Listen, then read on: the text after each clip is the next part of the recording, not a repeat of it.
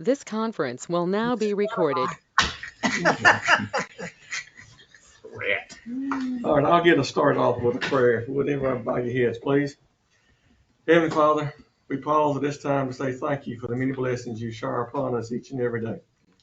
Lord, as we prepare to conduct the business of the county for a new year, we ask that you would guide each one of us in every endeavor, and that all that we say and do be pleasing to you. Lord, also ask you to forgive us when we fail you. I also ask this in the powerful name of Jesus Christ, our Lord and Savior. Amen. Amen. Now, if we ever would stand and join me in pledge of allegiance, please. I Pledge allegiance to the flag of the United States of America and to the republic for which it stands, one nation, under God, indivisible, with liberty and justice for all. Thank you. You may be seated. First order of business is to approve the proposed agenda for today's meeting. I would like to add some items to the agenda: an executive session for a personnel matter and potential litigation. And then would like to add on the back page of number 10, I forgot to add the qualifying fees need to be set for the upcoming elections this year. And I'd like to request to add Daryl Bryant from the Sheriff's Department. He has an issue up at the Justice Center he needs to discuss with the board. Is there any other additions to the agenda? I move that we approve the agenda with those additions. Second. Okay, motion, Mr. Second. Any other discussion? All those in favor of putting it in, please raise your hand. That's unanimous. Okay. The next item of business is the election of the chairman of the board. Nominations are now in order for the position of chairman. I move that we nominate Mr. David Barron. That's the second. Okay. Are there any further nominations for the position of chairman? Hearing none, the nomination period is now closed. All those in favor of Mr. Barron for chairman, please raise your hand. Opposed? There are none. Congratulations, Mr. Chairman. You have been duly elected for one more year. Do you want to conduct the rest of the meeting, or you want me to continue on? Go on. Okay. The next item would be the election of the vice chairman of the board. Nominations are now in order for the position of vice chairman. I nominate Mr. K. Go ahead. You good? Same thing. Okay. We got first and second. Okay. I nominate Mr. Eugene Case. I second. Are any further nominations? Hearing none, the nomination period is now closed. All those in favor of Mr. Case as vice chairman, please raise your hand.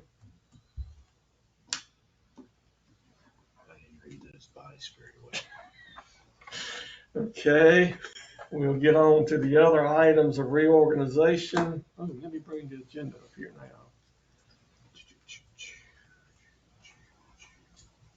I took care of that.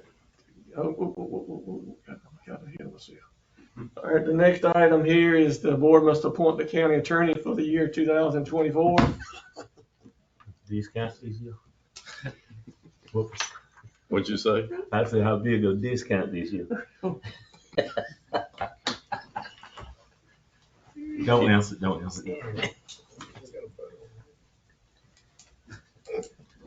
So that was your nom. That was your nomination on it. I nominate that. If you don't have any, that we keep William H. Gregory. I take back what I said about Eugene knowing about vice. I second. Okay, there's a motion and a second. Any discussion? All in favor of appointing William H. Gregory II as county attorney, raise your hand. That's unanimous. Next item number 3, the board must name the depositories for county funds for 2024. For 2023, we had funds at PNC Bank, South Georgia Bank Company, and Cadence Bank. I would recommend the same for 24. I make the motion. Motion by Mixon, Second. second by Casey. Any discussion? All in favor, raise your hand.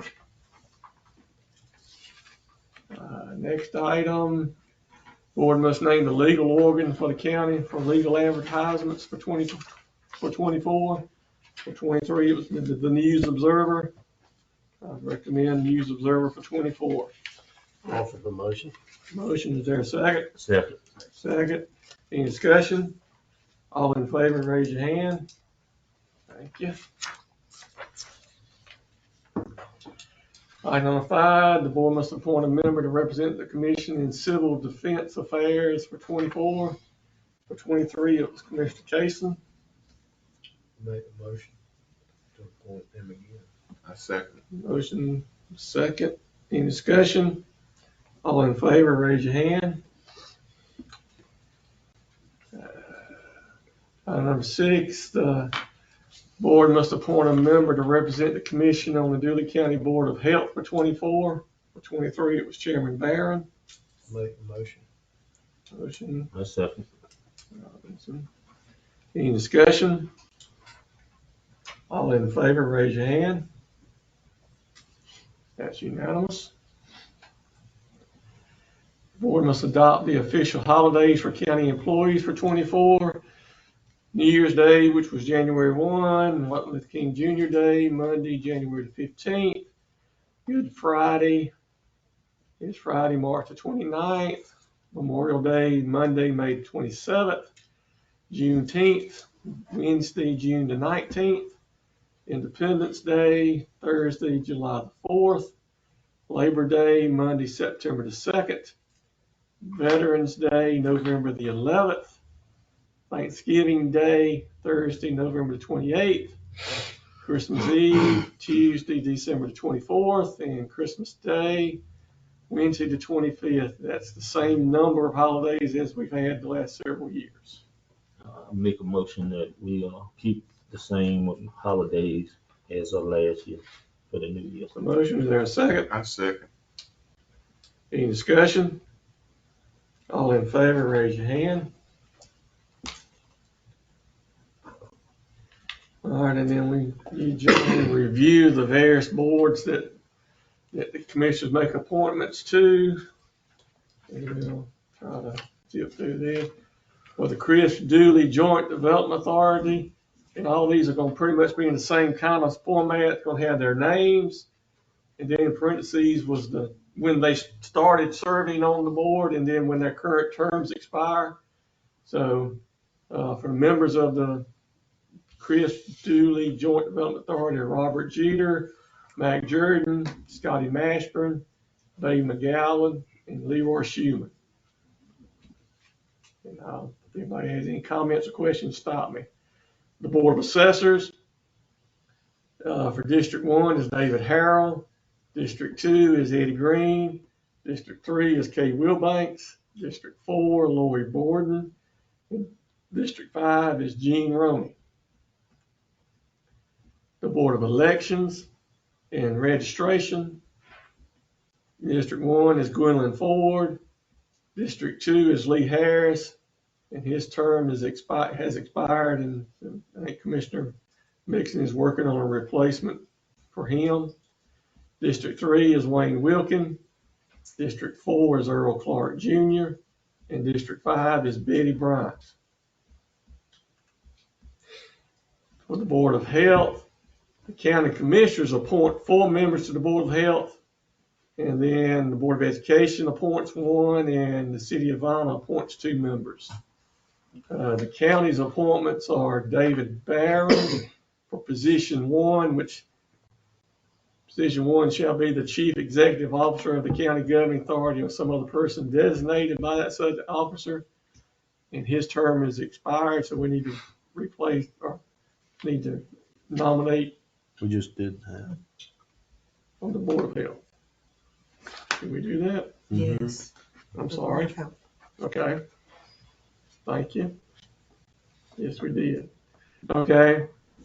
And then we also, position number 2, shall be a licensed physician actively practicing in the county or in a county with less than 4 physicians or no physicians practicing in the county who is willing and able to serve a licensed nurse or dentist or another person having familiarity and concern for medical services may be selected. Rebecca Tidings has been serving in that position. I think she's an attorney, but I think she was a nurse, a registered nurse before she was an attorney, so that qualifies her. But her term has expired, so we need to take action to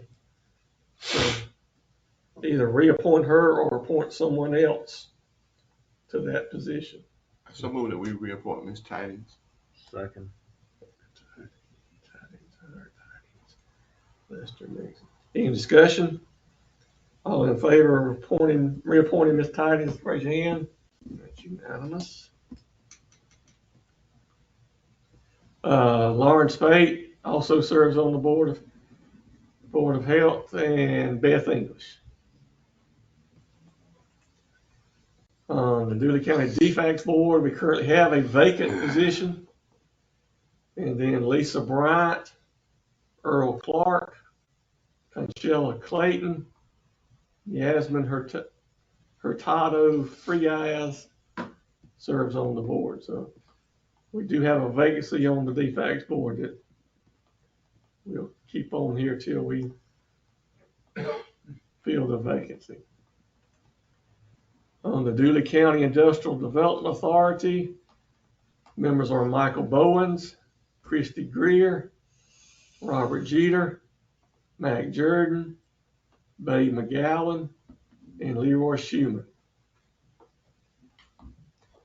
On the Dooley County Library Board, members are Angela Brannon, Gwendolyn Dexter, Elaine Johnson, Catherine Jones, and Laurie Lowry. On the Dooley County Planning Commission, members are John Averill Jr., Henry Ballou, Layfield Buckholtz, Sylvester Granville, Mac Jordan, Sammy Lewis, Kelly Noller, Larry Spivey, and Tony Turner.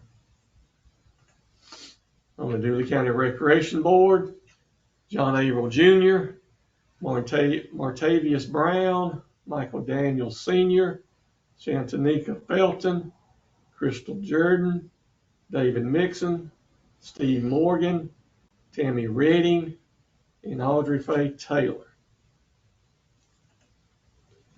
On the Georgia Department of Behavioral Health and Developmental Disabilities, Region 6 Advisory Council, Beverly Richter represents Dooley County.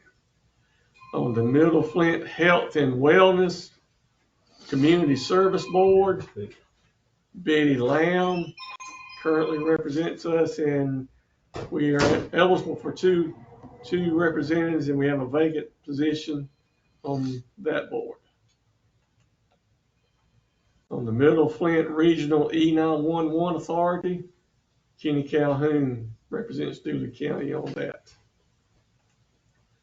On the Middle Georgia Regional Solid Waste Authority, Tony Lester and myself represent Dooley County on that. That's a joint effort between Dooley, Peach, and Macon County. The facility is located in Macon County, so Macon County gets to appoint 3 members. Dooley and Peach County get to appoint 2 members on that board. And on the River Valley Regional Commission Area Agency on Aging Advisory Council, Dino Lemon represents Dooley County, and we currently have a vacant position there.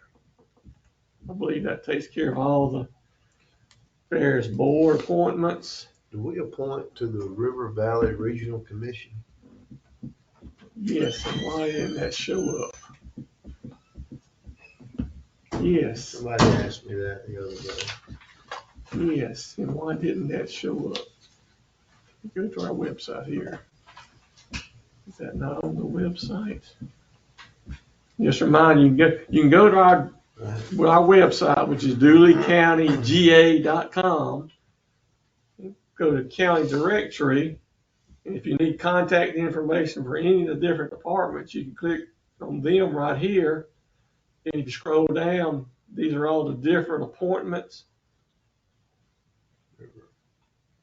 Yeah, I don't have it on we do appoint somebody and Yeah. You usually try to fill that with it's a board.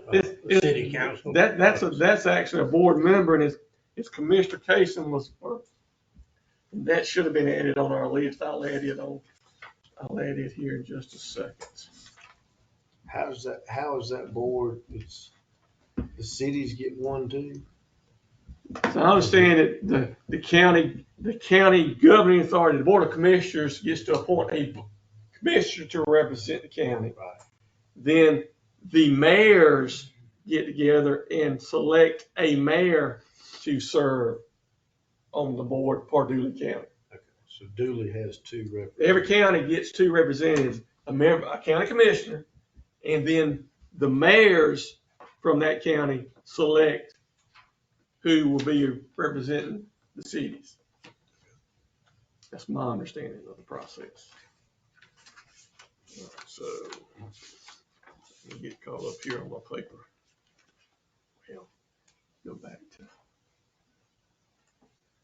All right, so number 9 is the point of representative member to represent the commission on the Chamber of Commerce Board of Directors for 24.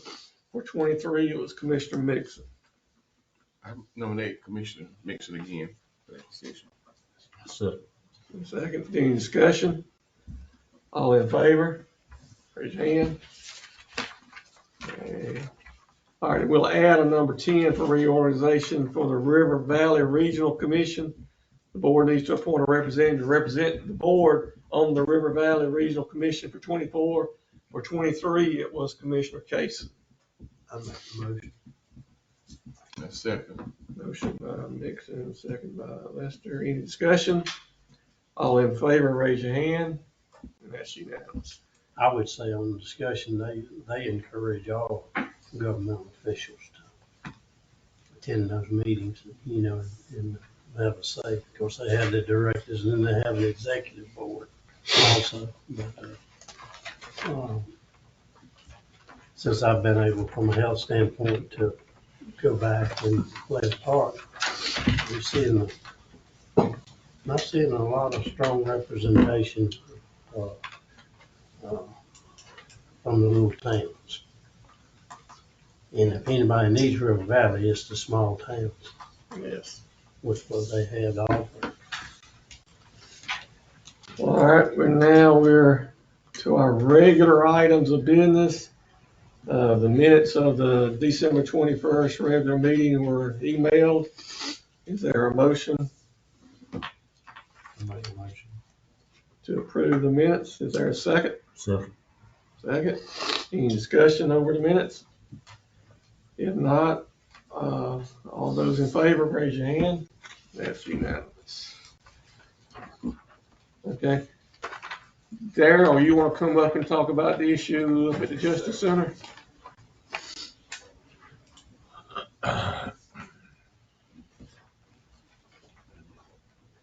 Good morning to the board. Good morning, Jeff. Morning. I requested to be on this morning with an issue we got at Justice Center with our boiler system. We got to replace the boiler there. It's one that we put in, ABM put in a few years back. And we've already spent $25,000 on this boiler.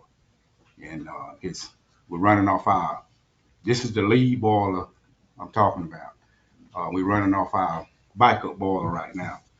So if something happens to our backup boiler, which is the same boiler we had as lead boiler, if something happens we'll have to house our inmates out.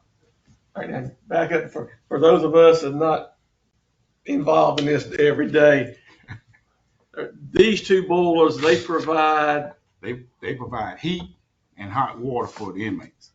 And we got 4 boilers up there. These two boilers supply when we put the system in, when ABM put it in, we were supposed to get all heat pumps in the jig.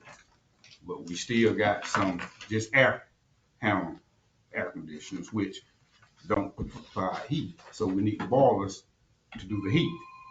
So we got three units that uses hot water to heat. And we run off of 2 boilers to do that. And our lead boiler is down now. We're running off our backup boiler, which the lead boiler and the backup boiler are the same 2 boilers, the same style. And this lead boiler, we've spent $25,000 on it in repairs. We spent $14,000 on that boiler in April. We spent $14,471 in April on that boiler. And in July, we spent another $10,000 on the same lead boiler. And it crashed this time. It's not repairable. So we've almost spent enough money on repairs to replace the boiler, which a new boiler costs $36,000. That's installation and all. And I've already got a quote on that. And I did talk to Steve about the tax he had on them. I explained to him we tax exempt. But we are in a situation where we gotta have this boiler because if the one we're running off of now crashes in the next couple of weeks, I don't know how long it'll take for us to get one because they don't keep them in stock. They build them when you order. You know, they make it then. So I don't know how long it'll take for them to build one. Where's the boiler located? On the ground or is it on the roof? It's inside of a building. We got 4 of them in there. So it's easy access without a crane. Easy access without a crane. But all of this is new equipment that ABM put in. And also I've been handling this week. We've got an air conditioner, heat pump we've already spent. At least be taken out and put a new one in. But we had to get them in yesterday because we couldn't get heat in one of the pods because it's a heat pump. It don't have the hot water heating system go in there, so we had to move the inmates around these last few days because of the temperature. So we down on that too. So we're looking at replacing, repairing it. I think Brandon called me this morning and said it cost us $900 for them to come out last night. So we're still looking at $400 on this air conditioner to get it repaired sometime today. So I just wanted to make the board aware of what we are up against at the Justice Center. So I hadn't placed the order for the boiler yet. I spoke with Steve about it and sent him all the dimensions on what it costs to put it in, with all the label and everything. So we wanted to make y'all aware that we at that point where we got to replace it. We don't have no warranty. That's gone. I think the warranty It happened just the other day, didn't it? Well, That's the way it always is. it's been crashing the first time it crashed, it was under warranty. Mm-hmm. So we got it done and fixed under warranty. But then when the warranty went away, that's when we started to spend the extra $14,000 on the same boiler. And when we put the boilers in, the guy that we used to work on these boilers, his statement was, y'all gonna have trouble out these boilers because it's a cheap boiler and it's not gonna stand up. And Are we putting in a superior boiler this time that would meet the better specifications? we're putting in a boiler this time. It don't have all the computers to it. This boiler we got now is computerized. You know, you don't do anything to it. It does everything for itself. But the one we're looking at getting is like a hot water heater at your house. You know, it don't have all the computer stuff to it. It just got power going to it. And when it needs to be heated, it allows it to heat. Same boiler they put in the state correction centers. This is the one we're trying to put in now. I thought ABM was supposed to be, saving us money and managing this stuff. I don't know, I might be looking at it wrong. And the other thing behind it, now, we always have had boiler trouble with this. Well, you know, the last boiler we took out before ABM come in, we had got that boiler repaired, which was working fine. The problem we got up there is the hot water. Yeah, The hot water goes in there and messes up the cores and all that stuff, you know. But the old boilers we had, they had big cores in it, so we could kind of stand that. But this new system that we have, the cores are very small, so the little bit of hot water gets in there and plug it up, it makes the boiler explode. But And we that's what did, happened to this one. Darryl, we did put that filtration system. We got a in. filtration system in and it's working fine, you know, it's working fine, and it's breaking down the hot water. So the system is working fine, it's just, the boilers ABM put in, it was cheap boiler. And it just couldn't stand what we got it there. Who you using now? Is it folks out of Forsyth? Isn't that who you? No, we got rid of them because the reason we stopped using those folks out of that way was they was charging us travel time, which was about $250 to come down Just a little. and work 3 hours and then charge us another $250 to go back home. So they was getting more money for travel than we were paying, getting the service for them. So we had to stop using them. We're using a company out of Sylvester, Georgia. They charge for travel, but it's not near what the other boiler company was charging. But you can't run that facility without hot water and heat. And if you have to move inmates, We got a problem when we start having. it'll eat that money you've mentioned up in no time. Yes, sir. At $50 per inmate per day, That's right. there'll be trouble for the county. What's the warranty on the new boiler? I don't have all the paperwork on the new boiler that we're planning on ordering yet. I hadn't got the final specs on it. We just want to bring it before the board here before we go any further. We gotta have it, you know, it's just the fact of making you all aware of what we're getting ready to have to do. I'd like some, I mean, sometimes you buy extended warranty or something on these things, and you know we're having a hard time with them. Well, if we install this new system in and do the maintenance on the boiler like it requires us to do, we'll be fine with that, I believe. I'm just curious, now, the old one that we had, the first one, how long did we go without having doing the maintenance issues on it? We went several years with the old boiler, Yeah. but you know, after a while, you know, after time, you know, that old boiler started, the walls and the cores began to get thin in there because of the hot water. And we had to go in there and do a lot of welding in there, but we had it in pretty good shape. But then when they came in with the new contract with ABM, we had just spent a bunch of money on that old boiler. We took all that stuff out and put this new system in. And this new system was supposed to be designed to save us money on hot water as far as the water it uses, because it don't really have a storage tank. The old system was a storage system where we had tanks and all in there, but this system here got a small tank that it heats water when it needs to heat it, and it holds it for a little while when they're using it a lot.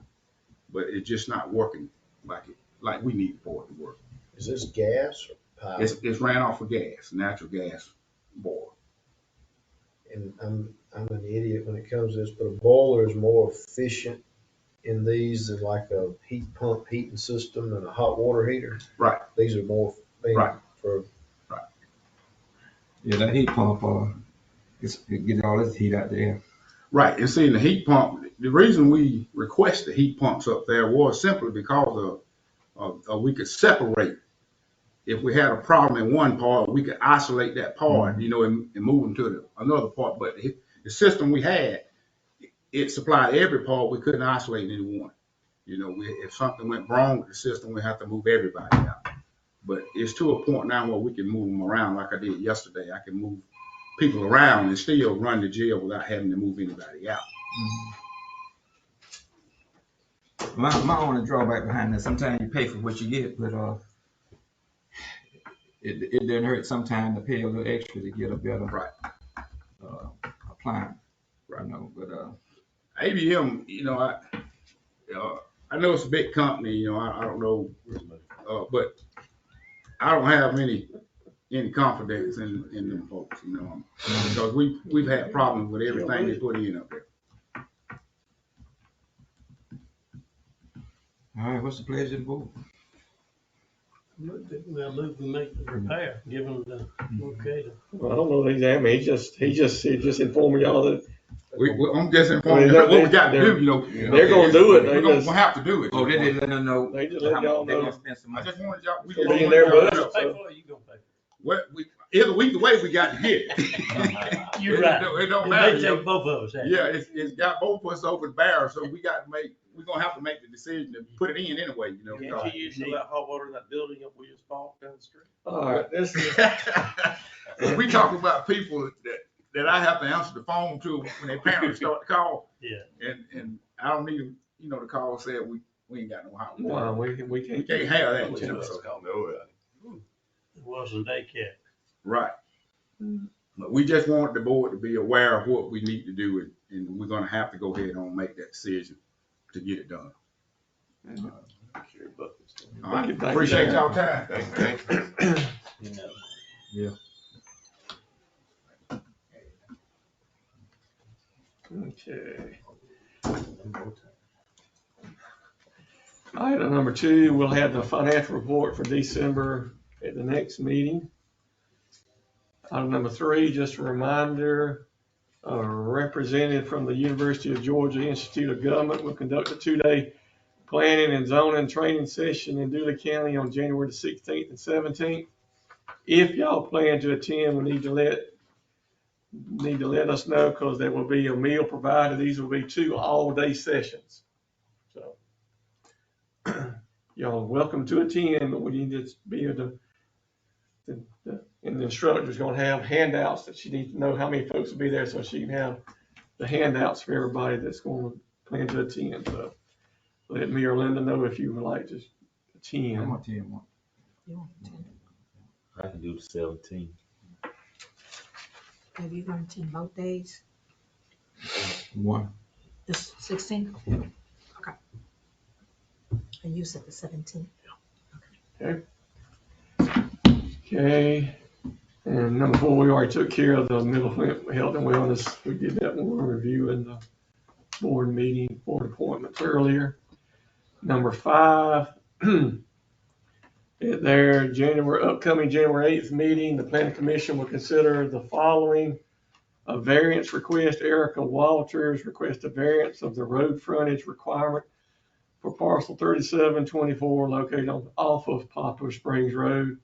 It's in an ag zone, and our ordinance currently requires a 150 foot of road frontage, and she's requesting a variance to allow access to the parcel by a 20-foot easement. And just for information, just to show you where this parcel is located, let me zoom out here. I went too far. Okay, this is Highway 230 going from Byronville to Unadilla. This is Poplar Springs Road that does a U shape and then comes back into Byronville over here. So that's where the parcel is actually located. Off of, and let me zoom in here. That's the parcel. This is Poplar Springs Road. So that parcel does not have any road frontage. And like I said, our zoning ordinance requires, if you want to get a permit to put a house, you need to have access to a public road. But we can't. Who owns the parcel between her and So the what road? she's getting, her father, I believe, owns this parcel here. Oh, now keep Publix acting up.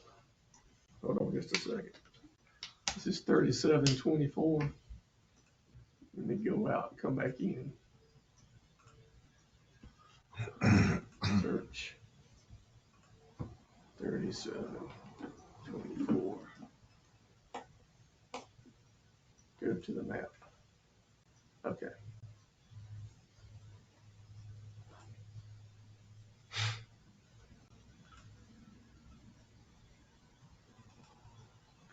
But this is family that owns this parcel right south of it.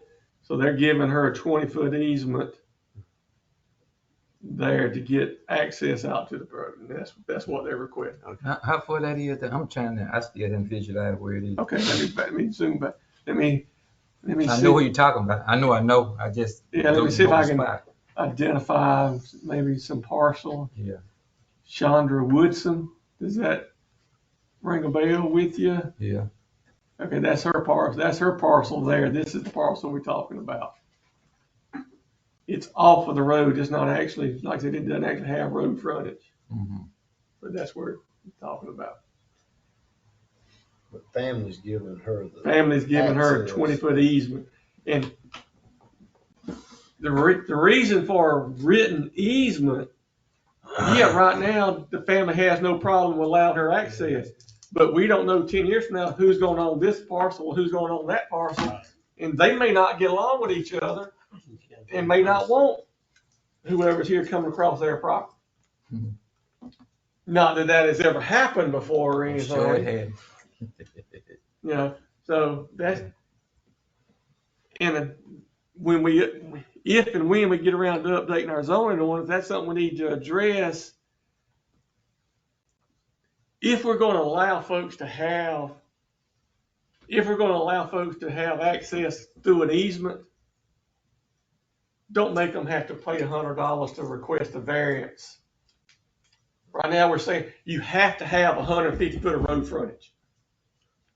If you don't, you have to pay $100 to request a variance and then go for the planning commission for them to make a decision on that variance.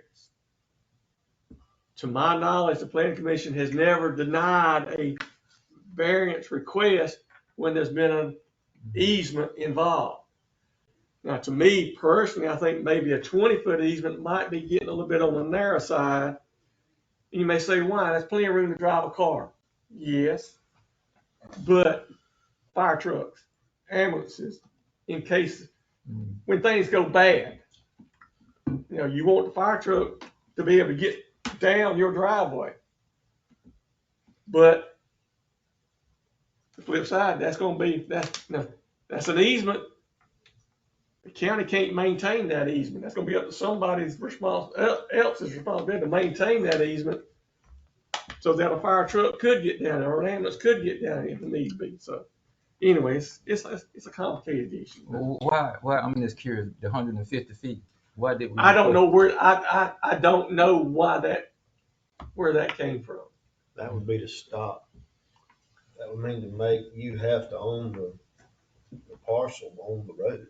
Well, You have to have the.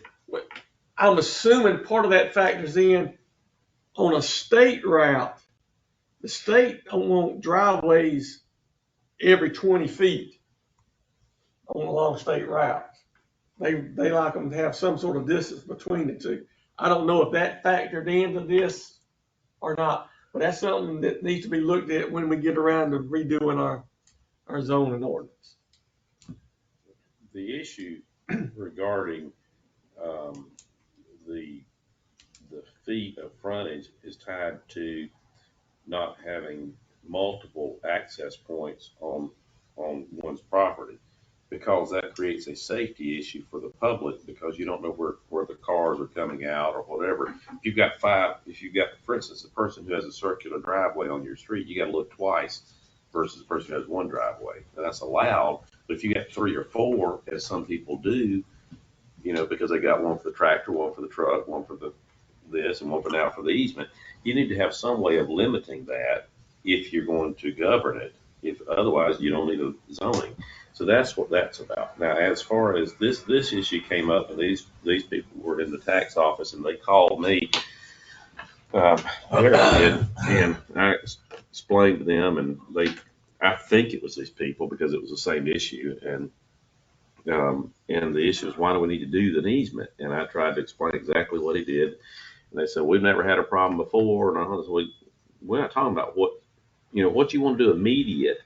We're looking down the road from a government standpoint. Of course, we want them to have access to their property. There's no reason we not.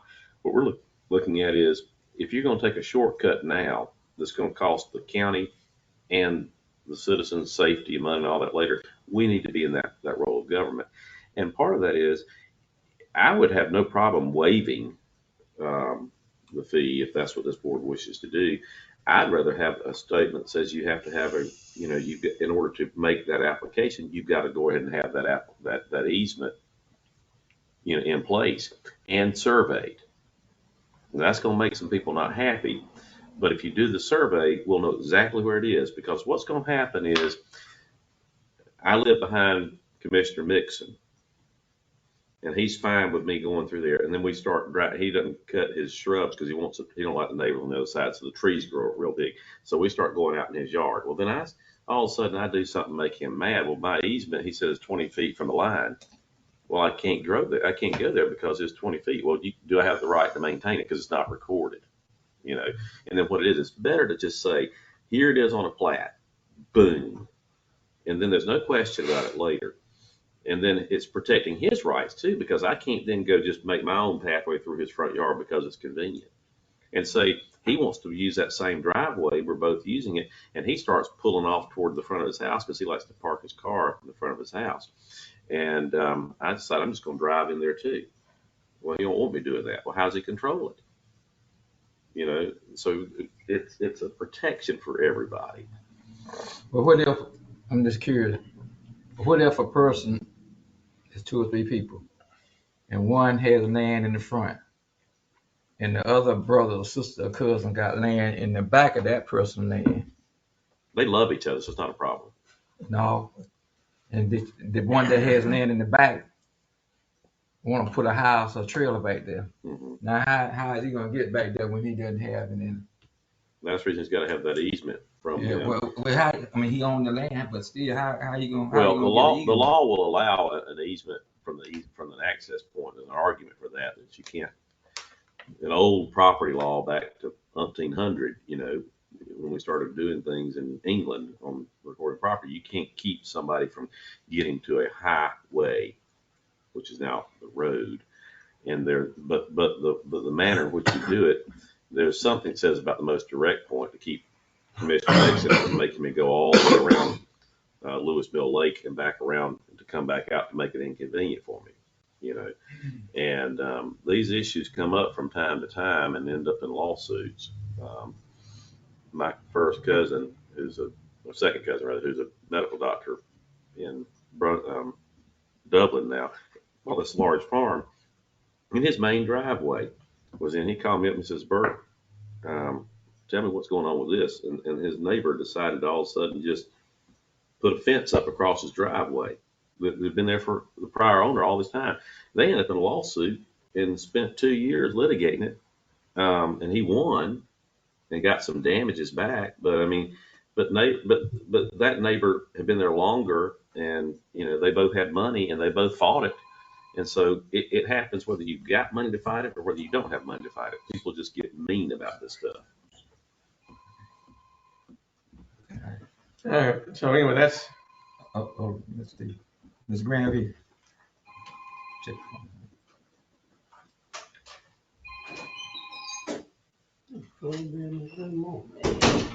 Fine, council and the school board both have policies of either vibrate or you remove from the meeting. That's the 3rd time. And you put the sign on the door, right? There's one right there. Right. Okay, I didn't see it. Okay, so he knows. Okay. I won't call it again. We don't call them over. Anyway, this is really an issue, a matter for the planning commission, but it's kind of this needs to be considered when we're updating our zoning ordinance, how we want to continue to address these type of issues. I just feel like if we're going to, every variance request for an easement gets approved, why not allow easements from the beginning? We have said this before with several times with the current staff. We're not in the money making business on fees on this. We're in making it accessible and safe for not just the citizen requesting, but those who come after them. Well, it's not just the fees. You're making them wait 30 days to go through the advertising process to get to the planning commission. So, I'm assuming this individual was wanting to put I'm guessing a mobile home there, and she's having to go through all these other. That makes sense. I think we can put criteria that can be approved by staff. And if it requires a question beyond that, then it gets kicked to the planning commission in those rare cases. I do agree it needs to be surveyed because you're kicking the can down the road for an issue. Well, aren't you By saying? them letting people draw, I get what they're trying to do, but where you can divide your property with a pen. Right. That- It gets That's into scary. it gets into the subdivision ordinance, which we, even though we don't quote have subdivisions like we think of in bigger cities, we do have a subdivision of larger parcels, and that's what that gets into. They're letting them divide a parcel. Mm-hmm.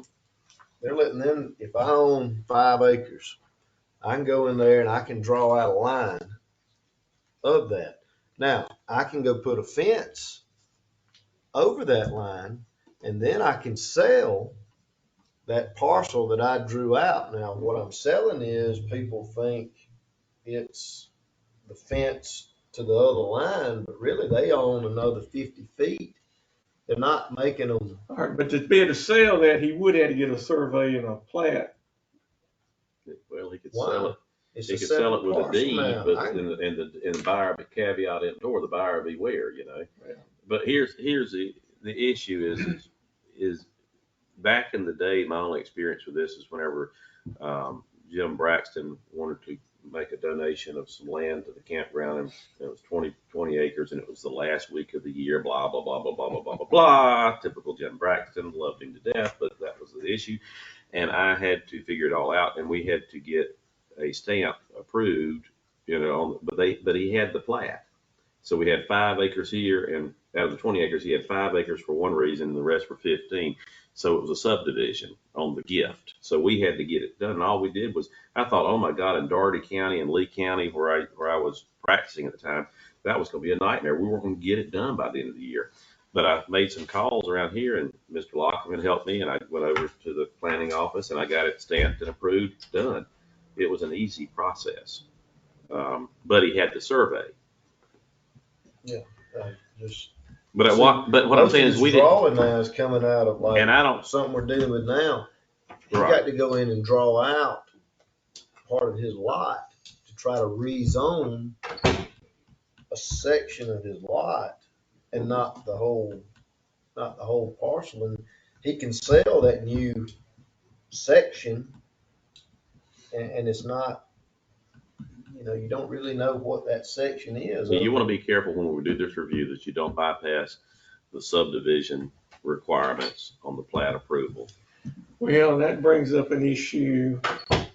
Yes, we have a subdivision ordinance that states that by subdivision, the simplest definition of you taking a single parcel and making 2 or more parcels out of that. Right. 10 single acres parcel, to 2 5-acre parcels. or whatever. And then you only get below 5 acres, it becomes more difficult according to what you have now. Okay, our ordinance says those plats shall not be recorded at the courthouse until the zoning administrator signs off on them. Well, now that the clerk have gone to electronic filing of plats, there's no longer, John Doe cannot walk in with a paper plat and ask for it to be recorded. I don't know. That's my understanding. So now we're having plats recorded that never get sent to the zoning administrator for his review. Because they're doing it electronic. Because they're doing them electronically. So therefore you could have, and the purpose of the ordinance is to prevent somebody from creating a parcel like this that doesn't have road frontage. The ordinance would still allow somebody to create this parcel, but there would be a stamp put on that plat saying this, you're creating a parcel that is not developable under the county zoning ordinance. So whoever buys it knows ahead of time should know ahead of time what they're getting themselves into. What I hear you saying is that because of the GIS and all the other requirements, they have to come through a certain process, and it's not, you can't physically stamp it, and so they're bypassing that. But there's got to be a way somewhere else. Well, Chris County, they still forward their plats electronically to the zoning administrator for review. before Dooley they- County is not currently doing Well, we that. need to implement that. And because- Dooley County is, as of a couple months ago, wasn't interested in doing that, Dooley County being us or the constitutional the office? constitutional officer. Why? What's the purpose of not? That's a discussion for another day. All right. Let's get back on the agenda for now. Item number 6, just a reminder, waste management will soon be implementing automated garbage collection. Oh, shit. But they say they will be mailing out a notice to all the addresses before they implement it. I've inquired, well, what's the start date? They don't have a tentative start date for that yet.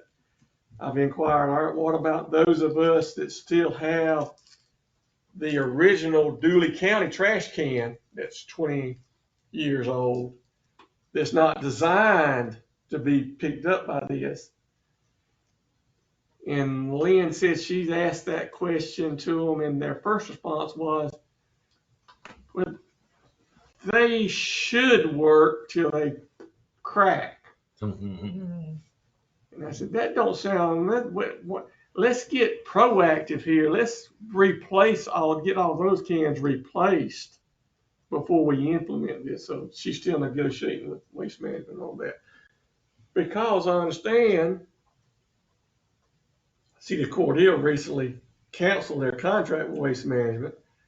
They have a supply of cans that will work with this system. It's just a matter of replacing our old cans. They've been running up 41, I guess, going to Perry. They have a yard, Waste Management have a yard in Perry. Kathleen. I mean, they've been running up 41 with truckfuls of these cans. And supposedly, Waste Management had some office personnel in Cordell and had a yard there. Now that they had to vacate the premises by the end of December, so they've moved all those operations to Kathleen. So they're still doing a lot of reorganizing in Waste Management. So They have a lot of fun with this issue down south of here. Cordell. anyway, item number 7, we talked about it as a vacancy on the DFAX board. Item number 8, last summer the tax assessor's office mailed out the annual assessment notices, which included a note about a one-time property tax relief grant funded by the state. This grant was designed, would reduce the assessed value of Georgia homesteads by an additional $18,000 for the 2023 tax year only. So this exemption was in addition to the standard homestead tax exemption of $2,000. We finally received our payment from the state for that grant with $477,000. We had already budgeted that. Well, see, it didn't affect our budget because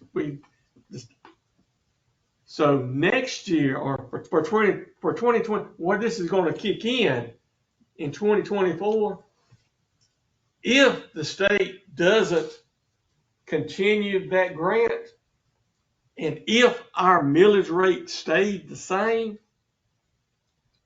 every taxpayer, every homestead parcel will be paying additional taxes because their assessment value is going to go up $18,000.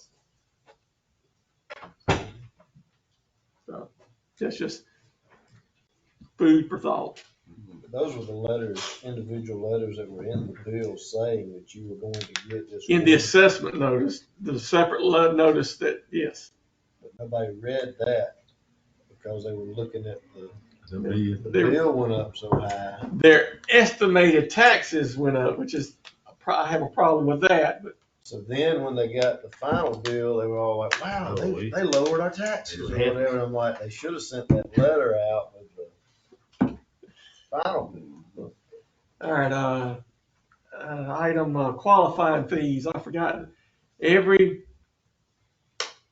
county commissioners are required to set and publish the qualifying fees for any county elections coming up.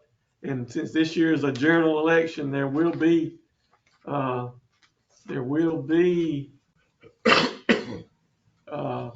qualifying fees required. However, I'm not ready yet to ask y'all to set them because I'm waiting for the constitutional officers, which would be the clerk of court, coroner, probate judge, sheriff, and tax commissioner. The state law sets out that the qualifying fee for those positions shall be 3% of what the state sets the minimum salaries for those positions. And the state publishes a schedule every year of the minimum salaries. So that's considered the base salary. So I was able to plug those numbers in, and 3%. So these would be the qualifying fees for those positions.